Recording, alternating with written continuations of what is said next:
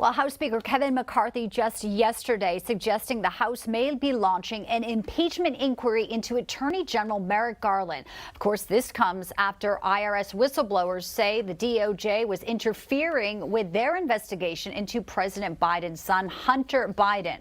Now, the speaker tweeting this year, "We need to get to the facts, and that includes reconciling these clear disparities. U.S. Attorney David Weiss must provide answers to the House Judiciary Committee if the whistleblowers' allegations are true. This will be a significant part of a larger impeachment inquiry into Merrick Garland's weaponization of the DOJ." Now, McCarthy's threat also follows testimony of an IRS whistleblower who alleges Justice Department officials not only impeded the investigation into Hunter Biden's tax fraud, but also some communication possibly between Hunter and a CCP official where he claimed to have been sitting next to his father, Joe Biden.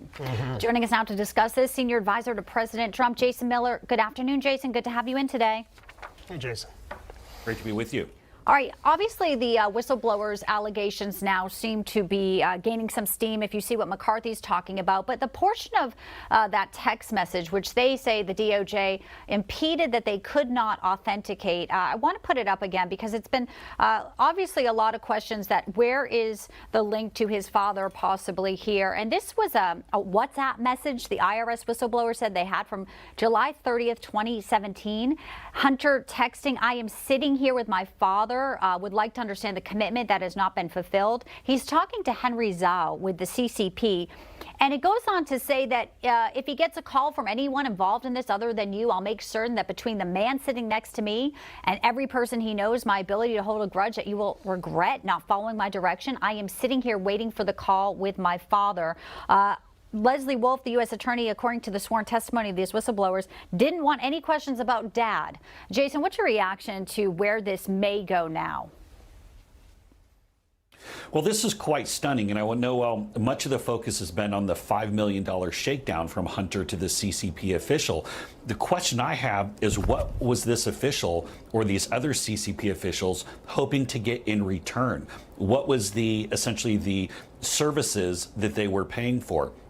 Certainly by July and August of 2017, President Trump was in office and Joe Biden was already thinking about running for president himself in 2020. So that's the thing that I want to know is, what did these CCP agents think that they were getting back? That's, I think, really the undertold story here.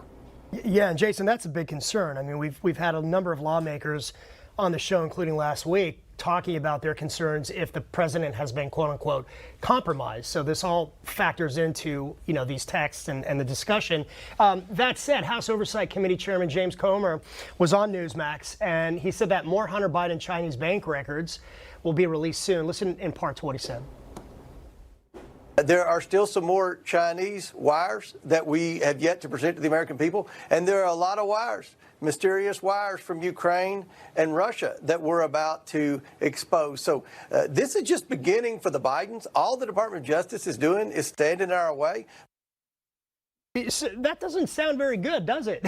for the Biden camp. I mean, I think the question a lot of people, though, are asking, and it goes back to last week, is when are we going to see this evidence? When are we going to start seeing these wires? And is that something that you guys are waiting on, I would assume, former President Trump and his campaign and all his advisors as well, yeah?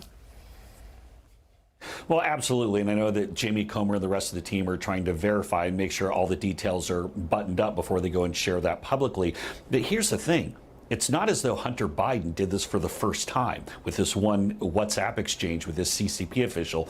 He undoubtedly did it numerous times with other Chinese officials.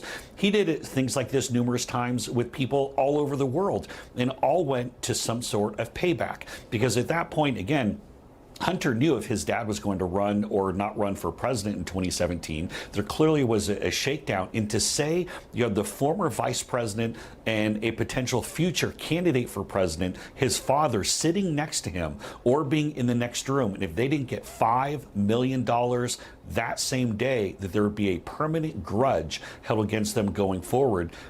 Guys, That's a shakedown. I mean, there is some kind of pay for play, some kind of corruption that's going on there, and we really need to find out. We wonder why Biden has been so weak when China is then putting in a spy base in Cuba. We wonder why Biden has been so weak when we see the Chinese aggression in the South China Sea, Taiwan, or otherwise. You really got to look at this. So GOP continues to press on. That said, on the other side, you have Jack Smith continuing to press on against former President Trump in the documents case. I just want to get your reaction. We had Leonardo Feldman talking about the delaying now from August to December. It's interesting because, Jack Smith was the one out there calling for a speedy trial here. Do you see this as some type of reversal here, Jason? Well, I'm going to leave that to the lawyers on the president's legal team to really get into the details on that. But when you take a step back and look at what we're dealing with, the two-tiered system of justice, here we have Hunter Biden, son of the president, with a very clear shakedown of CCP officials. Meanwhile, they're going after President Trump on a documents hoax. And I think the American public is pretty sharp, can realize the disparity between the way President Trump is being treated and the way that the Bidens are being treated. And so I think this is going to, obviously, there'll be a lot more that comes down the road on this. But there are going to be a number of challenges, things of that nature. So I don't know if we're going to see this anytime soon. Hey, Jason, real quick, we got probably about 20 seconds maybe. I'm just curious, will former President Trump be talking about what's unfolding between Putin and Prigozhin, the Wagner Group? I know he's talked a lot about the war in Ukraine. He said it wouldn't have happened under his, administration. A lot of people agree with that. Do you think we're going to hear more from him about not only the war in Ukraine, but also what's unfolding right now with the Wagner Group? Not sure just yet. The president did have a little bit of commentary on that in his speech to the Faith and Freedom Coalition on Saturday. President Trump will be in New Hampshire tomorrow for the Federation of Republican Women Lilac Lunch. At the moment, he's not planning on going into it, but as we know, that could change on a moment's notice. Definitely. All right, Jason Miller, good to see you. Always a pleasure. Thanks for coming on. Appreciate it.